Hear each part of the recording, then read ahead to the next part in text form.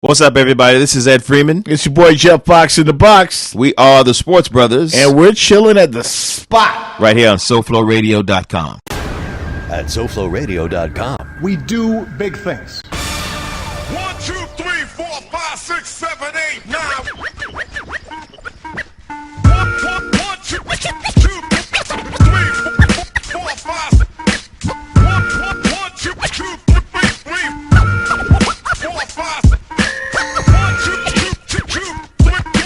What's up, everybody? It is Freeman and Fox. We are live on SoFloRadio.com. The Sports Bros, which check us out on Twitter at The Sports Bros. And, of course, website is thesportsbros.com. E.W. Freeman. Jeff Fox in the box. I was about to flow, but you trying to mess the groove up, man. What's up with that? We don't need to hear any of that conch flow right now. We try to get a show lyrics, off, man. I got lyrics. Oh yeah, you got lyrics. Keep them where they are in that book under your mattress in your bedroom. What is going on, man? It is a nice, beautiful Sunday in South Florida, and we're here for the first time on SoFloRadio.com. Yeah, we have invaded the building. We're holding Jack Frost hostage. Yes. Tied him up in the back room. We'll let him go in a little while. Yeah, we'll let him go in a little while, but we're going to be holding things down here for a minute. Get in some talk about what's going on in the NBA, as well as other big sports news.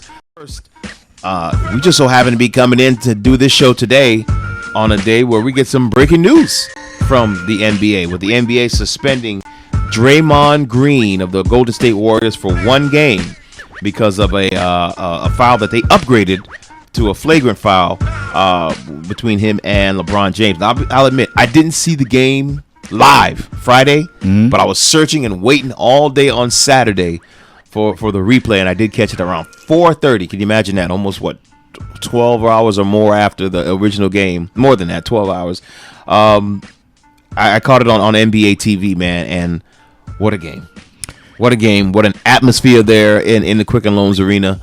But this NBA Finals, I think, for the most part, Fox, I think a lot of people think it's a wrap. Yeah, stick a fork in the Cavs. They're done. Very disappointing for Cleveland in these finals. Let me start with the breaking news, though, the suspension of Draymond Green. I think it is so deserved that he was suspended. I'm glad the NBA did that. I think it's probably a slight favor for the Cavaliers to have Green suspended. But I think this dude has embraced that villain role so much that even I don't like him. I don't like him. And I love Draymond Green. He's a total likable person. No, he disgusts me. He's one of those guys that, to me, that you will hate unless the only way you like him is if he's on your team. He's the latest version of Dennis Rodman. Aggravating. Well, I think he smiles a lot better, looks a lot better, more aesthetically pleasing to the eye, to me. More offensively refined than as Dennis Rodman. But as usual, folks, you guys haven't heard us on the air in a long time, but nothing much has changed. I don't agree.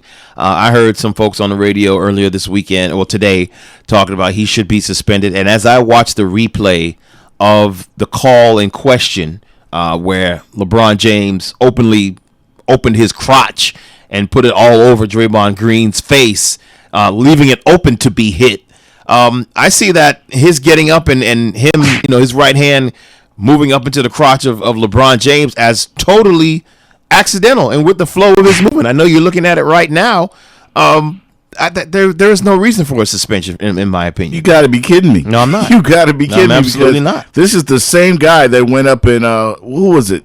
Was it the OKC? Yeah, Steven Adams. Steven Adams. He kind of got himself familiar with the groin area of Steven Adams as well. Well, the point is, if they suspended him for a culmination of events, that event that they're using as now we have to look at you, shouldn't be the one, in my opinion.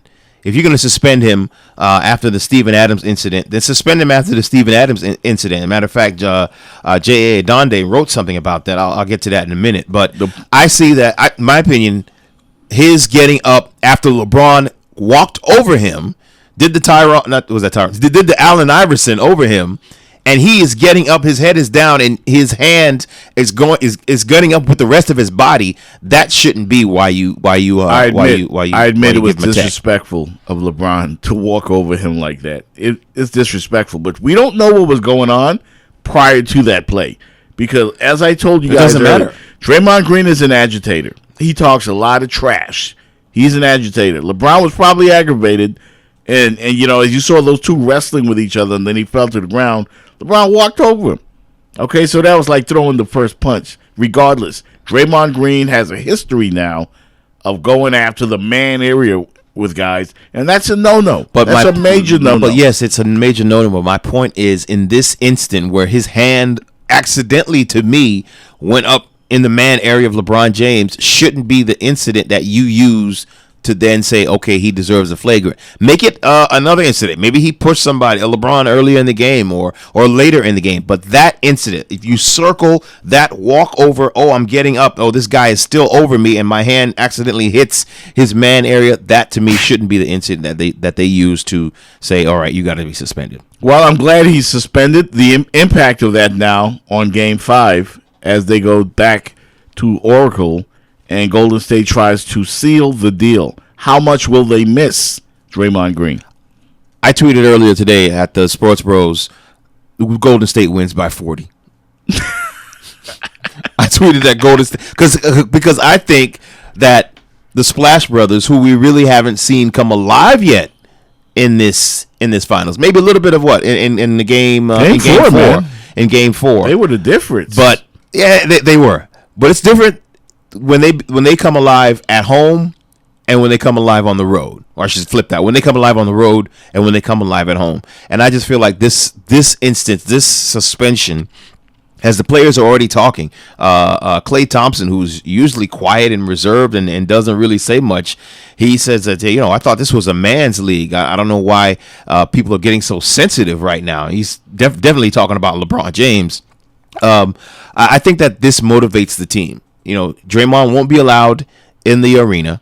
I believe they are working something out or saying, trying to schedule something out that if they win, he will be allowed to come into the stadium. Golden State Warriors, especially when Mark Jackson was there. I didn't like how Steve Kerr came into that situation. But I enjoyed what they did the last 4 or 5 years from when Jackson was saying this is the greatest shooting backcourt in the history of the NBA. I fell in love with those guys when they battled the Spurs and they were on their way up. But now that they've gotten there, I see a lot of cockiness. I don't like how Steph Curry walks around the court with that mouthpiece, with that aw shucks attitude, like, I just drained the 3-pointer. It's no big deal. It's what I do in my sleep. They're so cocky now. So what's the difference with him doing it when they were, a bottom feeder in the West or they were just coming up versus now that they're winning? I'm about to explain. What that is, the swag comes with winning because I was a Laker fan, still a Laker fan, but back in the Shaq and Kobe days, everybody hated us because we were beat everybody. Now I'm hating Golden State because they beat everybody. But they're still a likable team, E-Dub. There's just a little arrogance to them, I feel. And I guess that does come when you win so much. They win 73 times. What's funny, and you hearing you say this is you just mentioned it. You're a Laker fan. And I get it. That's just the way that I guess the world and society is for some unknown reason, that we love winners, but we want our winners to be respectable and lovable. And in the minute that they cross that line of disrespect or throwing it up in your face, that's when a certain segment of society won't like that winner. But hearing you say this, and your favorite college team is the who? Football team? Yeah, right. The University of Miami. Speaking of, we may hear some more crap coming from people's mouths because of what happened with the University of Miami and the baseball team today. I'll get into that later. Of a supposed bat flip that sent the benches clearing at the game. But so what? I mean, let Steph be Steph. He was chewing the mouthpiece and acting like a kid when they was a 50-win and 60-win team. What's the big deal? That they have a ring and a trophy and on the verge of getting another one? Maybe it's personal. I don't know. Maybe it's the sympathy that I'm feeling right now for LeBron James that's brought out a little dislike for the Warriors because I feel bad for LeBron. And I'll tell you this. I did a Periscope at thesportsbros.com yesterday. I was the only one. Myself and a guy out of Orlando named Mike Dixon. Nobody else. Everybody else. A lot of females. RGG Fontaine from the Sports Bros went in on LeBron.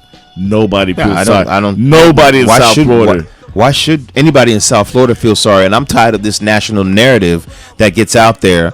As we can talk about LeBron and what what his legacy will be as he'll go to 2-5, I believe, after tomorrow night, Monday night at the game. Not good, man. I'm tired of the national narrative of it's Cleveland and they need to win a chance. They don't need to win. They don't need anything. They want to, and they need to do what they have to do to get to that position. The Browns, the Indians, and the Cavaliers, it doesn't matter.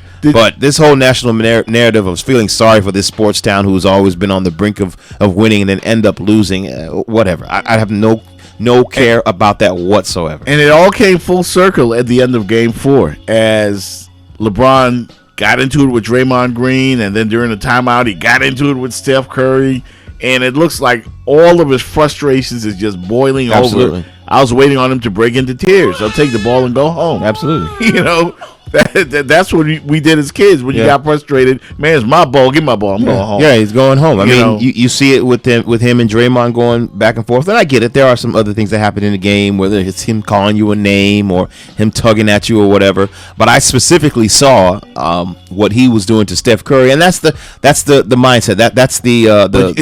That's what they wanted to do, to go out there and try to disturb Curry and get him off of his rhythm, so he couldn't make shots, so he couldn't make his cuts, so he couldn't get around the court to get an open shot. Okay, cool. But the LeBron James that I saw after Game 4 with the Draymond stuff and with the Curry stuff, I was very surprised at that, because usually you don't see that. He was coming apart, E-Dub, because a lot of this was the desire to fulfill a promise to the city of Cleveland for all the heartbreak they had to endure. The Jose Mesa against the Marlins in the bottom of the ninth, when they blew the save and lost the World Series in heartbreaking fashion, to the drive, to the fumble, to the shot, to the decision. I mean, it just goes on and on and on. Then LeBron gets a hero's welcome, comes back to Cleveland, says it won't be easy, but I came here to bring you guys a championship. And for the last 2 years, he's gotten there, and they gotten punched in the mouth by Steph Curry. How do you not get frustrated? Oh, you can get frustrated, but I mean, and who can he blame? Nobody. It's all on him.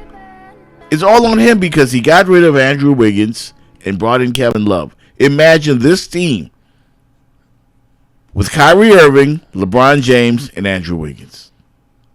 I got nothing for you there. I mean, I know Andrew Wiggins is a baller. Yeah, he's a baller, but I can't even imagine. Well, I tell you this, Andrew Wiggins would have been a better fit with this Cleveland team because of the way the NBA is now. And if you look at the length and the athleticism that Golden State throws at Cleveland with, what's the name of that tall boy? Livingston coming off the bench, taller than everybody. And then they come in with Iguodala, and then they come in with the spirit of the Brazilian Blur, Barbosa. LeBron's problem is the Cavs are not well put together. They're not that good compared to the West. I believe so. I do believe that, because I feel like what he has there as a team, they can win the East. He's tried to force. He tries to force to say that, okay, it's good enough, to win the East. It's good enough to get to the NBA. It may be good enough to win a game or two in the NBA Finals, but that's it. All he's got is Kyrie Irving. Come on, Iman Shumpert, J.R. Smith. Can't throw it in the ocean. Everybody's they're going to have a game where they get off, and they had that game in Game 3. Yeah, and they tried it again in Game 4, and it didn't happen. You listen to the Sports Bros right here on SoFloRadio.com. Let me ask you this: a lot of talk has been about LeBron, and you mentioned the frustrations and all this stuff. You see what is happening with Steph Curry now, and you could say it's the age of Steph Curry and the Golden State Warriors. You could say that obviously with him winning the MVP last year, coming apart. That's a part of it. I'm not thinking that he's thinking, okay, oh darn, this dude got the unanimous MVP. That's something that I should have got, et cetera, et cetera. But you just put all of those pieces together. You throw all that stuff in the soup, and you end up with what you saw at the end of Game 4, which is a frustrated LeBron. Come on, Draymond Green is not the first person to call you the B word on the court. Seriously. I mean, I guess I would guess that those guys keep it respectful. It's not football or anything like that, but he can't be the first person to call you that on the court. Nah, but you hit it on the head when you mentioned the rivalry with Steph Curry, because now, as I said on Shadow League Radio last week, LeBron now has a rival. You remember we've been for so many years, guys. We wanted Kobe versus LeBron. We dreamed of an NBA Finals of Kobe versus LeBron for years, and it never happened. It never happened. And now finally, LeBron James, widely regarded as the chosen one, as the king, as the savior, as unequivocally the best player in the NBA, which I still think he is. But now there's another guy that other folks are saying, well, maybe LeBron isn't the best. Maybe it's this guy who looks like he should be, working at UPS or something. Just an ordinary-looking guy. And he's the best player in the NBA compared to 6'8", 250 LeBron? I'm not buying it, but there are some folks out there who are. And then this guy wins Flavor of the moment. Unanimous MVP. People are talking about Steph as being the best, and he's got hardware now. And they'll probably be favored to win it next year.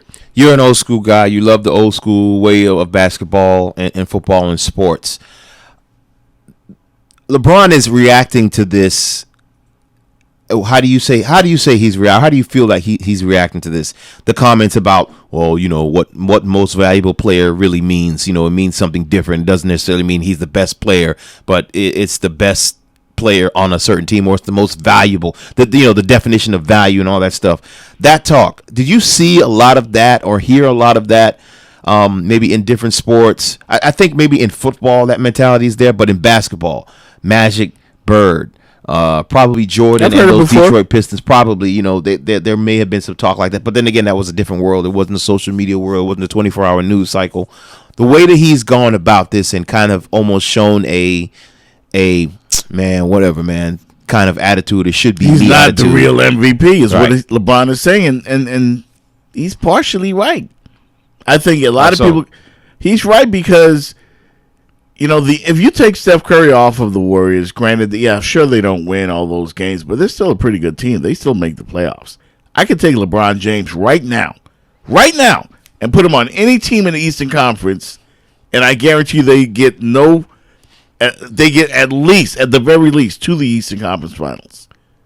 Any team in the Eastern Conference. Okay. Can you put Steph Curry on any team in the Eastern Conference and do the same thing? I don't think so. Why would you switch conferences? Or keep putting them on the West. Let's put them on any team in the West. Any team. I think an OKC and I think a Spurs team would definitely get there with them. You said any team. But I can put. I'm not just talking about the top teams. On any team. You can put LeBron on any team in the Eastern Conference. Yes, you can. No, you can't. Philadelphia. Yes. LeBron James can take the Sixers to the Eastern Conference Finals. This isn't 2007, dude. LeBron James can take, if he could take that 2007 Cavs. That just said this is not 2007. Yeah, but he's done it before. Once. Take him off of that. He did it once. That's all you got to do it once is to do it once. You can't do it again. If you do it once, you've done it. If you want to say he did it again, and I can't even give you that argument for last year's Cavs team because you had Kyrie and you had Kevin Love for most of the year. Definitely can't say it for this year because you had the same left Miami and instantly took a horrible Cavaliers team. I mean, you just made my point for me. He went back to a horrible Cleveland team because they were horrible the year before he got there. The minute he gets there, they are in the NBA Finals. You can put him in Milwaukee, Philadelphia, Charlotte, anywhere in the Eastern Conference, and that team is going to the NBA Finals. Or at the very least, the Eastern Conference Finals. He's the only player in basketball you can do that with. He's the only one. Maybe. He's the only one. That's why he should. Technically, LeBron could have been the MVP the last 4 or 5 years. But that would make the league boring. Right. And who are you? What I was about to get to is who are you to change the definition all of a sudden of what an MVP is, right? Because you didn't win it. Your fifth would have been his fifth one, and you didn't win it 2 years in a row now. I mean, that's what I'm saying. The attitude, if you want to call it sulkiness or whatever, sulky attitude that he has going on now. Was that prevalent? Did you see or hear that a lot back in the day? And probably, I would guess not, because like I said, of this different coverage and everything that's going on right now. And think about this. Kobe Bryant has one MVP. Shaquille O'Neal has one MVP. Think about that for a minute. How crazy that sounds. Shaq has one MVP. Kobe has one. Steve Nash has two. That's the craziest one out of all of them to me. So I understand LeBron's complaint. You know what what do you guys really mean by MVP? Like, what is the MVP? I'd like a little clarification myself, because Steph Curry up until Game 4 didn't do a whole lot. He was only averaging 16 points a game in the NBA Finals. If you saw, I did tweet this question out. I think it was earlier today. I did say, when the Golden State Warriors win tomorrow night, Monday night, who's the Finals MVP? I think if one of the Splash Brothers show up again, as they did in Game 4, because that was just a monster performance by both of them, you could probably give it to one of them. Draymond was my MVP of the first two games, but he's disappeared since then. I could see Curry getting it again, and boy, if he gets unanimous MVP and an MVP in the NBA Finals, it just adds a little more, to that argument that he is the man right now in the NBA. You're listening to Freeman and Fox here on SoFloRadio.com. Yes, we are still here. Y'all still around doing our thing. Make sure to follow us on Twitter at The Sports Bros, and check out the website too at www.thesportsbros.com. Also, look out for the radio network coming soon. Sports Brothers Radio Network. That's right. It's coming to you real soon on the internet. And just follow us on Twitter. We'll give you all the details on that. So let's fast forward to Tuesday morning. Cavs have lost. They're back in Cleveland. They do their whole exit interviews. You've got the NBA draft coming up. You've got the summer league and all that stuff coming up. Got the is it Olympics or the USA team? Yeah, the USA team USA. Yeah, Olympics. This is 2016 in Rio. They're right? Dropping like flies. Yeah. What do you see in Cleveland's future? Do you blow it up and start all over? No. Do you just get rid of a piece here, a piece there? Does Kyrie Irving not demand, out of there? What happens with Cleveland? Now, Kyrie Irving has proven himself to me. I thought he disappeared the first couple of games, but he's balled out of control in Game 3 and Game 4. I thought he really showed a lot. The guy I get rid of is Kevin Love. He just doesn't fit.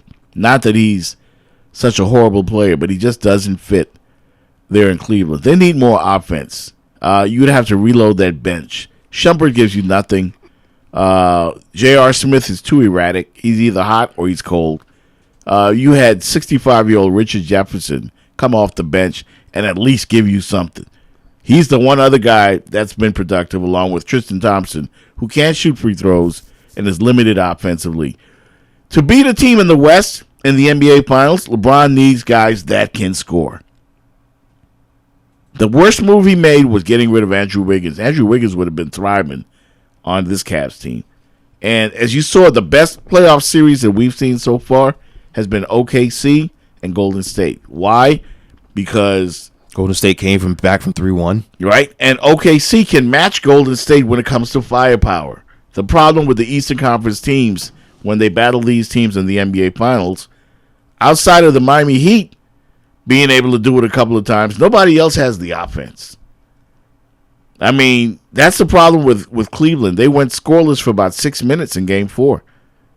And if you don't have firepower, you got to be able to score. That's how OKC was able to jump on top of Golden State. Durant was giving you 30. Westbrook was giving you 30. And then you had Ibaka. Then you had Adams. Then you had Roberson or whatever his name is. I mean, then you had Reggie Jack. Not Reggie. Dion. The other kid. Dion Waiters. Thank you. Dion Waiters.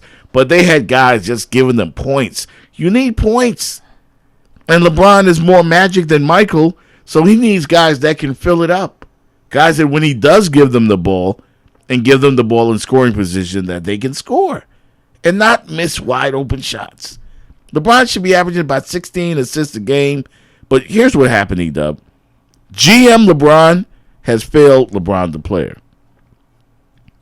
This team is not constructed properly to win a championship. GM LeBron has failed LeBron, the player. He needs to get a guy in there and let them do what they do. let the GM do his job. Let the GM do his job. Yeah. Let Tyronn Lue or whatever his name is do his job as coach. And all you worry about LeBron is playing basketball. That was one of the reasons he left Miami. He wanted more control. He doesn't need more control. As he's proven us time and time again, he's not a great GM. He's not a great coach. He's a great player, but it takes more than that to win a championship. It'll be interesting to see, if LeBron James does currently right now sit at, to me it's not if, it's a win. Sitting at 2-4, tied with Wilt Chamberlain, Mel Counts, and Danny Ainge as NBA players who have the most losses in an NBA championship. After them comes Magic Johnson at 5-4, and Kareem, who went 6-4. LeBron looking to go 2-5. He's very far, of course, from a Larry Faust, Max Zaslovsky, Rudy LaRusso. Who are those guys? Yeah, these are back in the 60s and the 40s. And definitely he's far from Elgin Baylor. I mean, and Jerry West obviously got that one. Jerry West is 1-9, right? Out of that 1-8, yeah, 1-8 out of those 9 trips that he took. Speaking of, Jerry West came out I think it was last week, and defended LeBron to the media, saying that you guys need to get off of his back because this guy does everything, and he's such a great competitor and a great player, and this and this and this and this. But he's not winning championships. He's not racking up championships. The 2 championships he does have, which I believe he does, just might be the only ones he ends up with. Unless something drastically changes in Cleveland, because the Splash Brothers are going to be around for a while. And he's going to have to overcome them or OKC or San Antonio or somebody to get another ring for that city of Cleveland. Man, they're snake bitten. There definitely is. I said earlier I wanted to read what J.A. Adonde had written in response to Draymond Green. Draymond Green obviously out for Monday night's Game 5. He writes, in retrospect, the Warriors would have been better off if the NBA had suspended Draymond Green for Game 4 of the Western Conference Finals for kicking the Thunder Steve Adams in the groin during Game 3. The league gave Green a flagrant 2 foul as a warning instead, and Green played in a game the Warriors lost anyway. But the flagrant 2 brought Green to the brink of suspension, which came into play when he was retroactively assessed a flagrant 1 foul for hitting LeBron James in the groin during Game 4 of the NBA Finals. Now Green is out, of course, for Monday night's game in where the Warriors can clinch the championship in Game 5. I'm not going to say they're not going to miss the guy, because they definitely will miss the guy. My thought to where Cleveland won't win this game is because, obviously the Oracle. It's the place that I think the Warriors have lost, 3 times or 4 times all year long. Yeah. B, your backs are against the wall because one game and you're done. But if you're Golden State, you're smelling the blood in the water. Mm-hmm. You're like, okay, I'm at home. I'm up 3-1. And you get to celebrate in front of your fans. Celebrate in front of my fans, and I don't have to get on a plane and go back to the land. Oh, it's on. Oh, and then, wow, you just kicked out the heart and soul of our team. Motivation. How about the Cavaliers fan getting at, was it Steph's wife on Twitter? And then the fan got, I think he lost his job. Somebody in Cleveland called that Steph's Cavaliers fan or Cavaliers employee? Cavaliers fan. It was quite derogatory from what I understand, the way he got at her, and lost employment over it. Well, so it was crazy. Twitter and social media is where people can go to be tough guys. Steph's wife, she will clap back at you. Oh yeah, she will clap back. She don't play on Twitter. Yeah, she absolutely doesn't, and she's great at that. So a lot of things to look forward to, man. I mean, obviously on the Cavaliers side, what happens if you do end up losing this game on Monday, which I believe they will, and what do you do next in terms of retooling this game? And it's early to look at that, but it is something that's going to be leave another bad taste, obviously, in the mouth of LeBron James and the whole team, because everybody who went to the finals last year, and then you come back and you see this team again, and you're healthy for the most part. Kevin Love did have an episode, obviously, where he missed Game 3, and that was the game that they ended up winning. But Kevin Love is back. You have a new coach, and I think if anything taught me about these last 2 years of coaching, or these last 2 years have taught me anything about coaching in the NBA, is that when you have the player as dominant as LeBron James and a relatively good team, I'm not going to say coaching doesn't matter, but there's just the amount of coaching, or the percentage, I guess you should say, you can attest to coaching goes down, especially when you lose a David Blatt who was 30-11. You put in a Tyronn Lue and you're still in the NBA Finals. Yeah, absolutely. I mean, it didn't really make that much of a difference. Lue obviously tinkered a few things in the offense, and they became more prolific scoring wise, but not a whole lot. Especially if the Cavs don't win the championship, E-Dub. And I wanted to throw this out at you because Stephen A. Smith said, had LeBron, fulfilled his promise to Cleveland, there was an outside chance of him coming back to South Beach. Outside chance. And he stood by that comment. LeBron's obviously not going to fulfill that promise because they are going to go down. But do you see LeBron getting frustrated again, as he obviously is right now, and saying, you know what, the hell with this cursed place? I'm going somewhere else where I can win?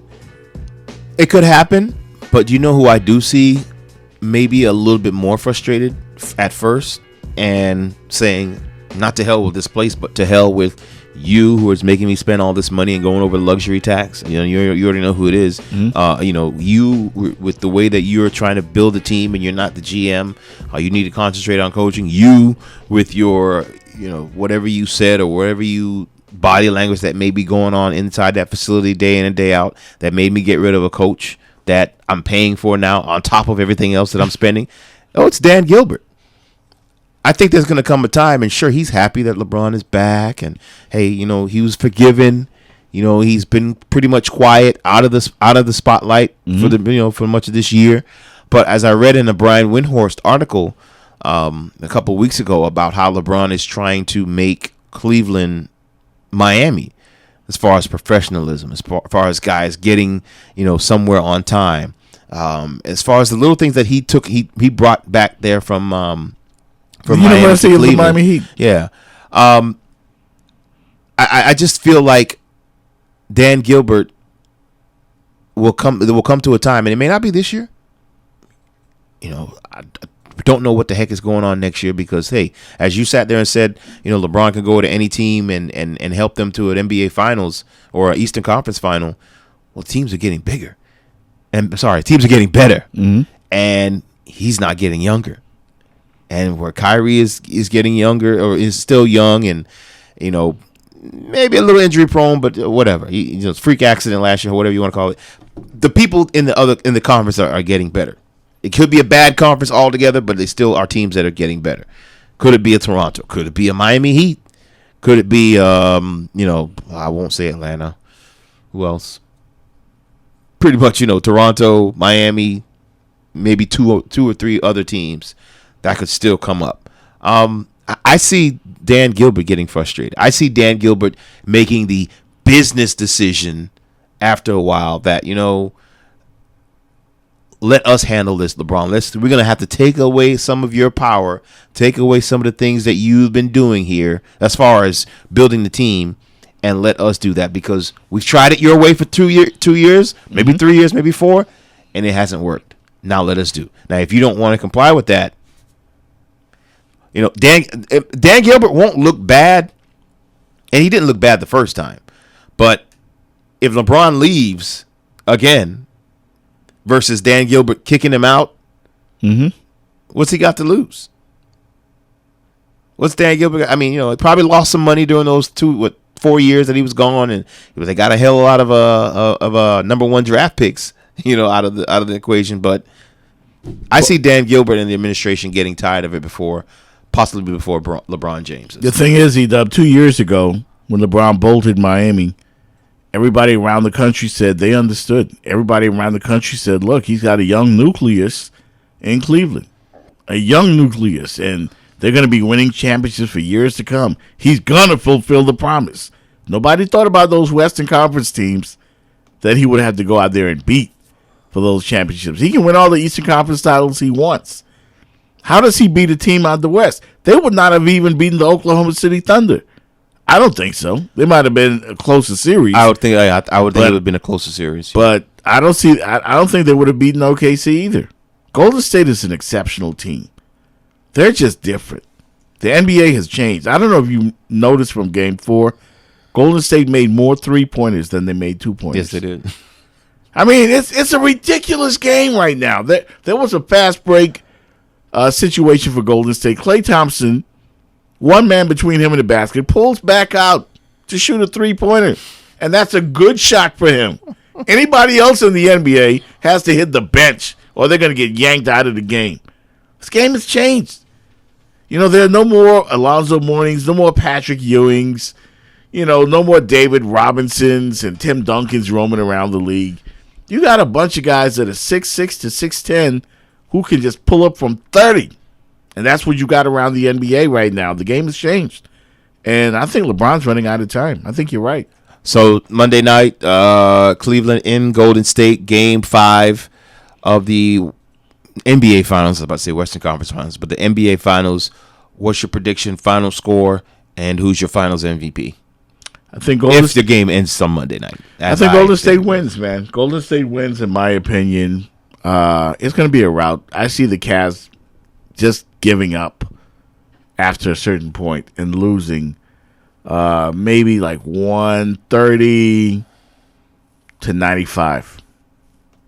Getting just blown completely out of the gym, yeah. Wow. Yeah. I like that. All right. 130-95. It's going to be a coronation for Golden State. Steph Curry's going to go bonkers, just draining threes from everywhere. He and Klay Thompson. And they're going to party in Golden State, man.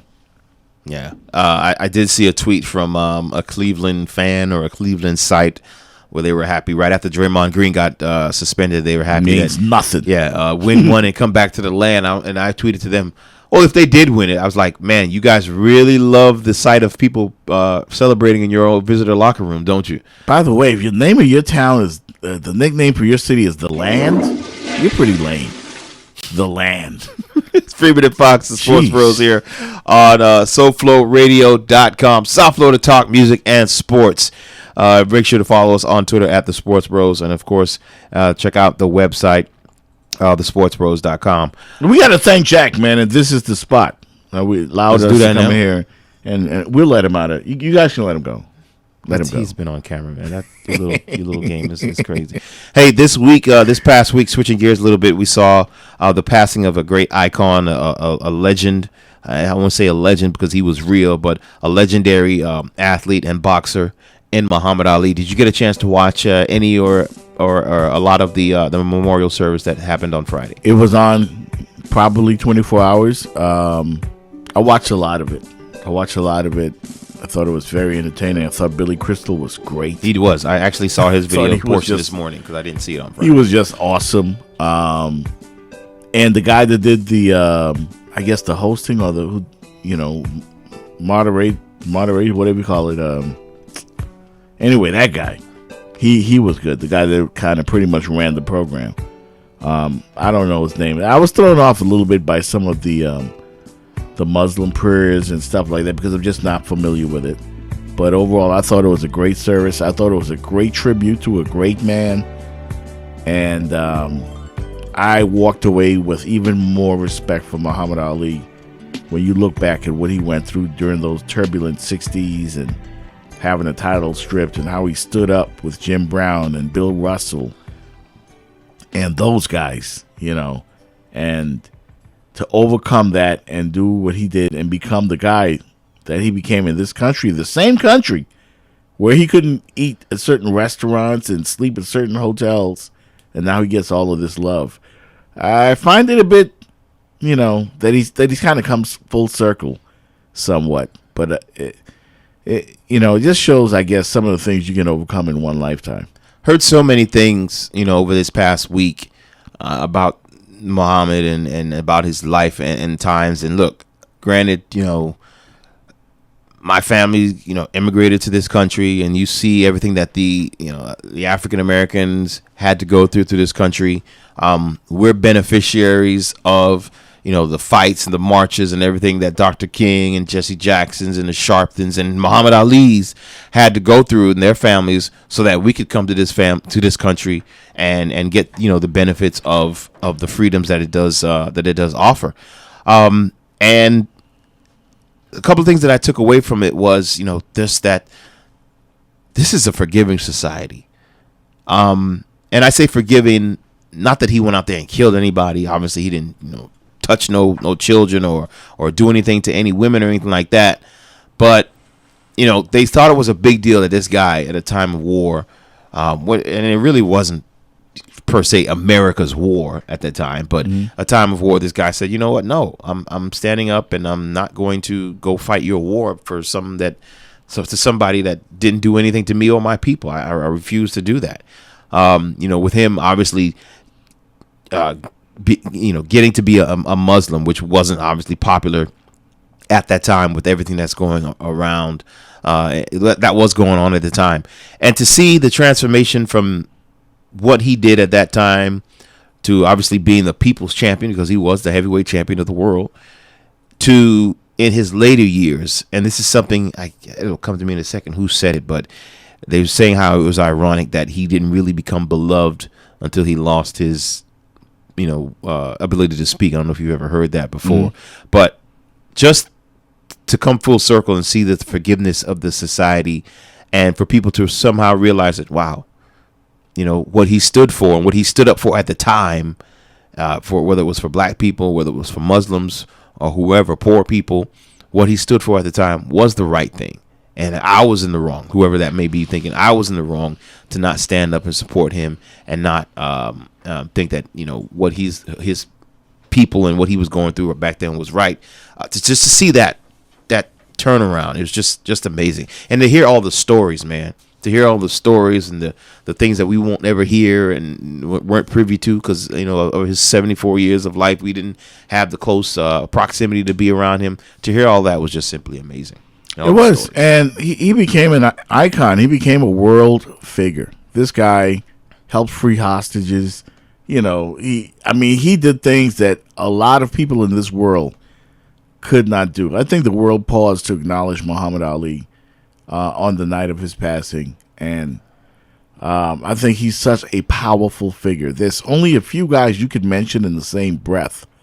I thought you did Jesse Jackson and Al Sharpton and those boys a little solid by even mentioning their names alongside the great Muhammad Ali. But I think there's only a couple of guys, Nelson Mandela, Martin Luther King, and a few other great humanitarians that you can mention with Muhammad Ali. He's certainly the latest one to leave us.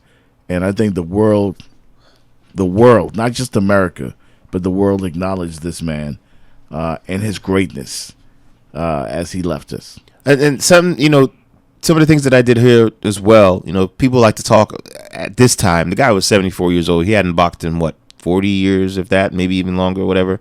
They want to ask about the question about the state of boxing and how it is. I mean, you don't need to have Muhammad Ali in that conversation because he was gone for so long. But what you can talk about is the state of the black athlete in America, and will there ever be anybody like him? Well, no. A, because the times have definitely changed as far as blacks being accepted into this society and et cetera. But B, he didn't care. And I say he didn't care, not just that he was just out there aimlessly shouting and yelling and telling people go to hell or whatever it was, but he didn't care. He lost everything because he wanted to stand for something. That's why I respect him so much, because you think about this for a second, and if you haven't yet, Edub, I implore you to watch the O.J. Simpson documentary, because having seen the Ali service right after that and then the following day to watch the O.J. Simpson Part 1 and to see the complete contrast in both guys, because Ali stood up to white America, he stood up to the establishment, and he said, you will not make me do what you want me to do, and you're treating me this way. He didn't go for the okie doke. And if he did, he would have been revered as he is now from back then. He would have been loved. That's one of the reasons Ali was despised And he didn't give a damn that you didn't like him. And he joined the Nation of Islam. He made fun of the white establishment to their faces. You know, he pointed out their idiocy for, you know, for the discrimination and the racism and all of that. He stood up to that. One black guy.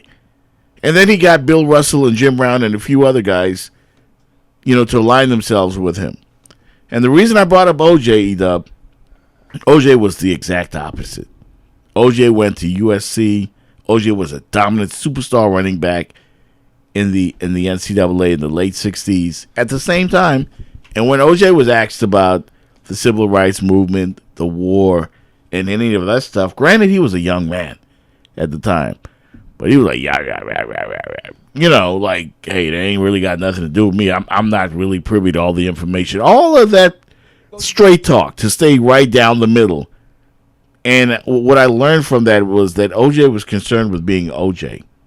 He wasn't concerned about anybody in Compton, in Liberty City, or any part of urban America. He was happily being loved on by white America, and he was cool with it. He could give a damn about black folks until he got in trouble. That's when he said, hey, I'm black. But Ali's been black since day one until the day he died. And he's been consistent, and he's been, you know, you guys aren't going to control me. I'm a free man. You're going to respect me. And I'm going to do what I believe is right, whether you like it or not. And they took his money, his titles, everything. They stripped him, and he would not bow. That's the difference between the great Muhammad Ali and a lot of other guys during that time. Because now, even today's guys, they've got a lot more to lose, mm-hmm. and they don't want. I definitely haven't met, and I haven't heard an athlete come out vehemently against anything that has happened. You know, all of these, you know, Ferguson's, Baltimore, and Trayvon Martin's, and all that stuff. I haven't heard any of them come out so vehemently against it because, I think a lot of it has to do with what they could lose. What's on the line. You're talking about endorsements. You're talking about fines from teams and suspensions.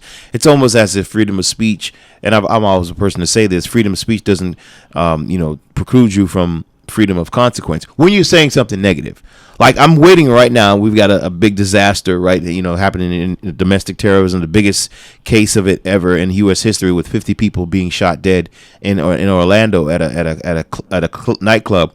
I'm watching the wires and watching the social media to see who's going to be that political person, that athlete, that mayor, that celebrity, whoever, to say something negative about the people that were shot there because it was a LGBT nightclb, and that person, loses their job or whatever they have. I know it's going to happen because it always does.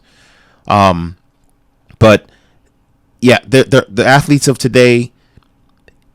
And again, you have to say it's a different time. When you speak out against, a George Zimmerman and what happened there, when you speak out against what happened in Cleveland with Tamir Rice, when you speak out against what happened in Baltimore, you have to be careful. You have to choose your words wisely. Ray Lewis, he just came to mind. He probably seems like, and that wasn't really a speaking out. It was more so, people, we need to reset and think about what we need to do for ourselves. Don't riot. It wasn't a, cops this, law that, et cetera, needs to change. They've got too much to lose nowadays. And I'm wondering who and where is that athlete when the time's appropriate. And if it does warrant this for you to come out and speak in absolutism about a topic. Maybe it may not. I don't think we're going to see that. I think Muhammad Ali was such an exceptional man that, you mentioned all of these guys today have to lose. People always talk about Michael Jordan. They always throw shade at Michael Jordan because he never stands for anything. He just wants to sell sneakers. Didn't he famously say Republicans buy sneakers too? So you don't have the same amount or level of respect for those guys or any of these athletes today that you would have for Muhammad Ali. Because, again, look at the time that Ali lived in. Look at his time. He was a black man.